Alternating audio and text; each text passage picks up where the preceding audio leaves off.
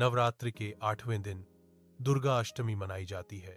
इस दिन भक्त मंदिर में मां दुर्गा की पूजा करने के लिए एकत्रित होते हैं। दुर्गा अष्टमी पर मां महागौरी की विशेष पूजा का विधान है। उद्घोषक मां महागौरी की पूजा के महत्व पर भाषण देते हैं।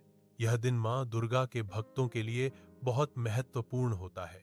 मां महागौरी देवी दुर्गा का 8वां स्वरूप है। यह स्वरूप शांति, कोमलता और दया का प्रतीक है। उनका वर्ण चंद्रमा के समान उज्ज्वल है। महागौरी का स्वरूप भक्तों को शांत और स्थिर रहने की प्रेरणा देता है। उनकी आराधना से मन की शुद्धि और शांति प्राप्त होती है। महागौरी की कृपा से जीवन में सुख और समृद्धि आती है। मां महागौरी के 4 हाथ हैं। उनके 2 हाथों में त्रिशूल और डमरू है। अन्य 2 हाथों से वे अभय और वर मुद्रा में आशीर्वाद देती हैं। अभय मुद्रा भय से मुक्ति का प्रतीक है। उनका वाहन वृषभ सांड है, जो शक्ति और दृढ़ता का प्रतीक है। मां महागौरी की श्रद्धापूर्वक आराधना जीवन के दुखों को नष्ट करती है।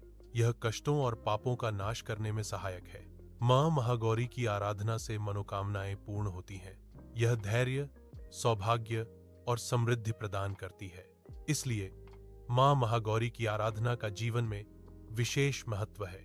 दुर्गा अष्टमी को महाअष्टमी भी कहा जाता है। इस दिन कन्या पूजन, भोग अर्पण और दुर्गा सप्तशती पाठ करने की परंपरा है। भक्तजन नौसाना बालिकाओं को देवी का स्वरूप मानकर उनकी पूजा करते हैं। पूजा के बाद बालिकाओं को भोजन कराया जाता है, जिसे भोग अर्पण कहते हैं। अष्टमी के दिन महागौरी माता की पूजा की जाती है। यह पूजा जीवन में शांति प्रदान करती है। यह धैर्य और आध्यात्मिक उन्नति में सहायक है। भक्तजन मिलकर जय महागौरी माता का जाप करते हैं। ऐसा माना जाता है कि इससे माता की कृपा प्राप्त होती है।